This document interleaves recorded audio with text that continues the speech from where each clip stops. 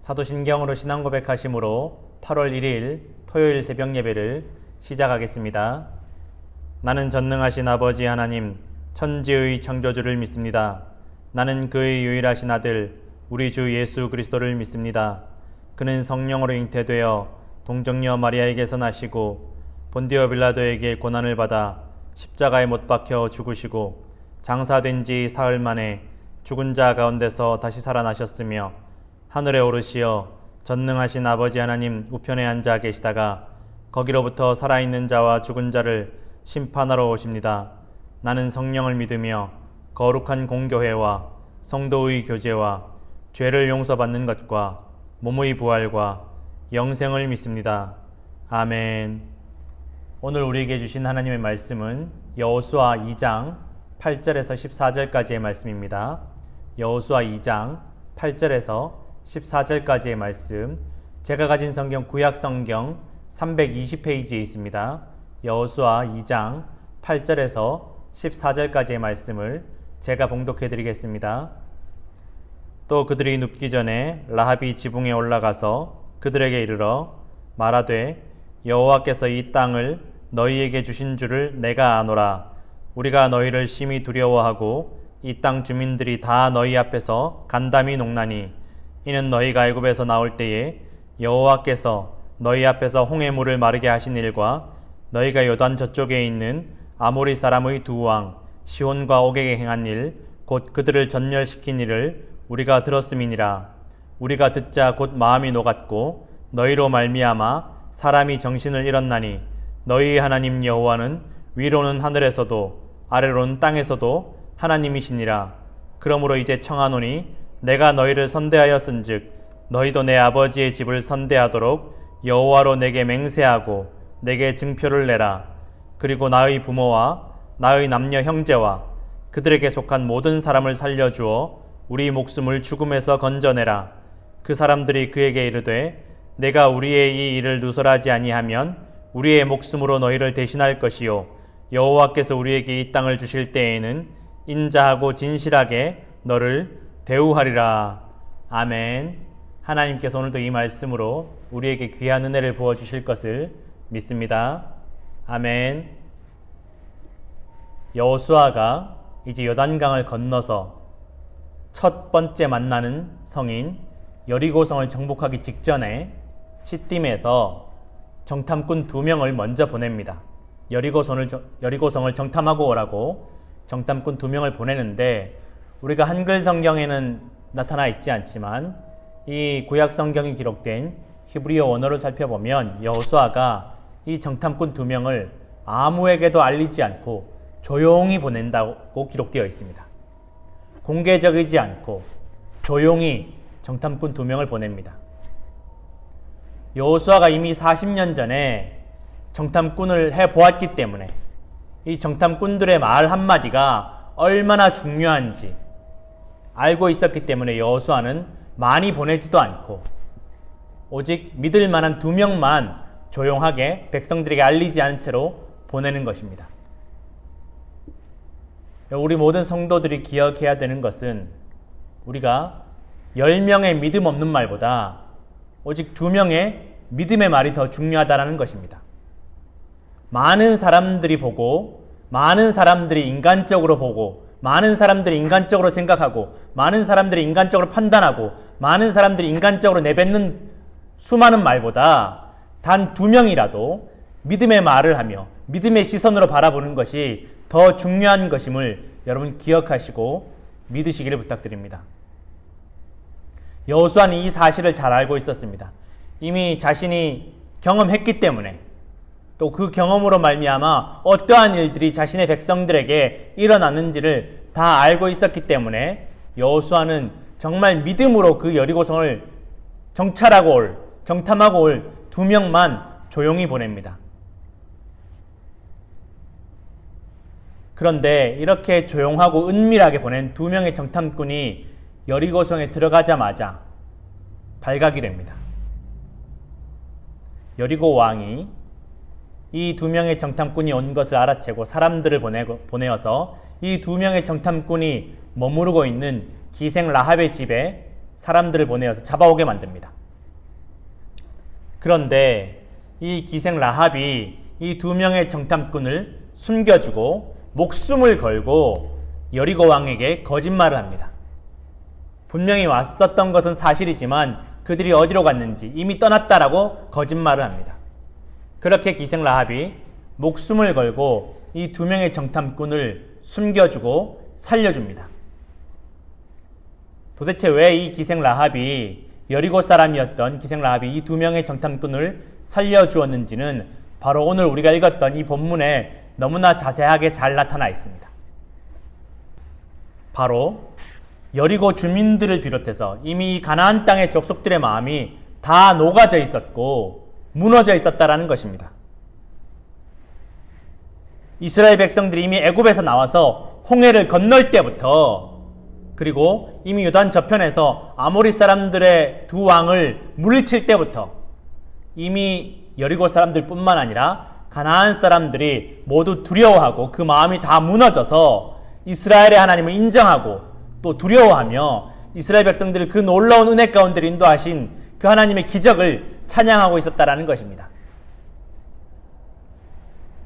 여러분, 참 아이러니한 것은 그 은혜의 기적 같은 상황 가운데, 그 기적 같은 은혜의 경험 가운데 직접 경험한 이스라엘 백성들은 원망하고 불평하고 두려워하며 의심하면서 하나님을 믿지 못하였지만, 정작 그 주변의 다른 여러 민족들, 또 가나안 땅의 민족들은 오히려 이스라엘 백성들을 이끄신 그 하나님을 두려워하며 신뢰했다라는 것입니다.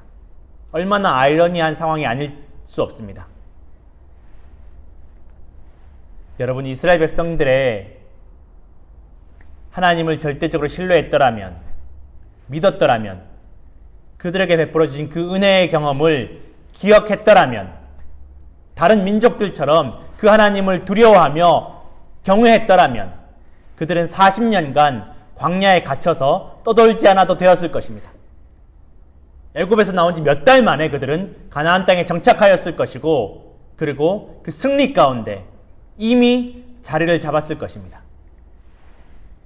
그러나 이스라엘 백성들의 마음이 그들의 눈에 보는 대로, 인간적인 판단대로, 인간적인 생각대로 두려워하며 근심하며 걱정하며 또 인간적으로 불평과 원망과 의심하는 말을, 저주하는 말을 쏟아내면서 하나님께 신뢰를 잃고 하나님의 노하심으로 말미암아 그들이 40년간 광야 안에서 오도 가도 못한 채 떠돌 수밖에 없었던 것입니다.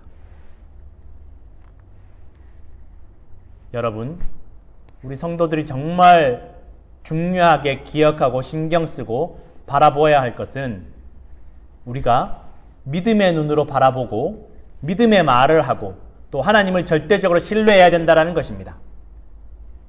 인간적인 눈으로 바라보고 인간적인 지식으로 판단하며 또한 인간적으로 말하는 것이 아니라 정말 하나님 안에서, 믿음 안에서 말하고 행동하고 생각해야 될 줄을 믿으시기 바랍니다. 그리하면 모든 것을 하나님께서 준비해 두신 것을 깨닫게 되고 경험하게 될 것을 믿습니다. 하나님께서 이미 우리의 모든 앞길을 준비해 두셨습니다. 승리를 누리기만 하면 되는데, 구원을 누리기만 하면 되는데, 평안을 누리기만 하면 되는데, 믿지 못하여서, 믿음의 말을 하지 못하여서 그 모든 것들을 누리지 못하는 것입니다. 여러분, 오늘 이 기생 라합의 입을 통해서 놀라운 고백이 터져 나오는 것입니다. 그리고 그 라합이, 이방인이었던 라합이 하나님께서 이스라엘 백성들에 행하신 그 모든 이야기들을 듣고 믿는 마음이 생겼습니다. 그리고 하나님을 찬양합니다. 그리고 이스라엘 백성들에게 말하기를, 그 정탐꾼들에게 말하기를, 이 여리고가 무너질 때, 이 여리고를 정복할 때 하나님께서 이 여리고와 가나안 땅을 너희 민족에게 줄 때 나와 나의 아버지의 집과 나의 형제 자매들을 다 구원해달라, 생명을 구해달라고 고백합니다. 이것이 라합의 믿음이었습니다.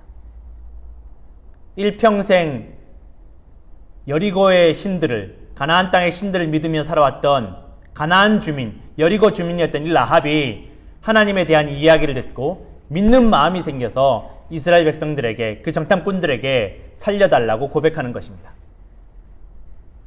그리고 이 라합의 믿음으로 말미암아 훗날 여리고성이 무너질 때에 라합과 그의 아버지의 집과 그의 형제 자매들까지 모두 구원받게 되는 것입니다.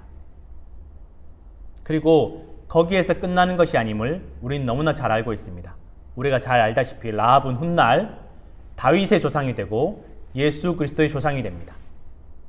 여러분, 이것이 바로 복음의 능력임을 믿으시기 바랍니다.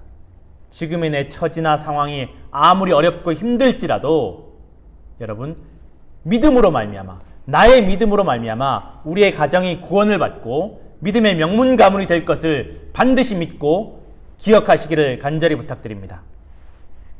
그래서 여러분, 복음의 능력이 우리에게 주어진 가장 큰 축복임을 믿으시기를 다시 한번 간절히 부탁드립니다.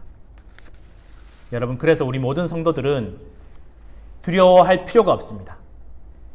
믿음으로 바라보고 믿음으로 말하며 믿음으로 행하면 여러분, 우리는 구원과 승리와 평안을 누리게 될 것을 여러분 믿으시고 기억하시기를 간절히 부탁드립니다. 오늘도 하나님께서 우리를 위해서 준비하신 그 모든 평안을, 그 준비를 여러분 기억하시고 오늘도 힘을 내시고 일어나서 믿음 가운데 살아가시는 우리 모든 성도들 되시기를 간절히 부탁드립니다. 함께 기도하겠습니다. 하나님 아버지, 감사합니다. 주님, 우리의 믿음이 연약하여서 그저 눈에 보이는 대로 판단하며 생각하며 말하며 낙심하며 의심하며 하나님을 신뢰하지 못할 때가 많이 있었음을 고백합니다. 주님, 우리의 믿음 없음을 불쌍히 여겨 주옵시고 우리의 연약한 믿음을 붙잡아 주시옵소서. 지금까지 우리에게 베풀어 주신 그 놀라운 은혜의 경험을 기억하게 하여 주옵시고 오직 주님만 바라보며 세상의 말들에 귀 기울이지 않고 주님, 인간적인 생각과 판단으로 말하지 않게 하여 주옵소서. 오직 믿음의 말을 하게 하여 주옵시고 믿음 안에서 승리를, 평안을, 구원을 누리게 하여 주옵소서. 오늘도 복음의 능력이 저와 우리 모든 성도들 가운데, 우리 모든 성도들의 가정 가운데, 사업과 직장들 가운데 주님께서 넘치도록 임하게 하실 줄로 믿습니다. 주님, 복음의 능력으로 말미암아 우리 모든 성도들의 가문이 믿음의 명문 가문이 되게 하실 줄로 믿습니다. 주님, 축복하여 주시옵소서.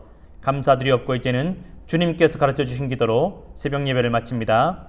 하늘에 계신 우리 아버지, 아버지의 이름을 거룩하게 하시며 아버지의 나라가 오게 하시며 아버지의 뜻이 하늘에서와 같이 땅에서도 이루어지게 하소서. 오늘 우리에게 일용할 양식을 주시고 우리가 우리에게 잘못한 사람을 용서하여 준 것 같이 우리 죄를 용서하여 주시고 우리를 시험에 빠지지 않게 하시고 악에서 구하소서. 나라와 권능과 영광이 영원히 아버지의 것입니다. 아멘.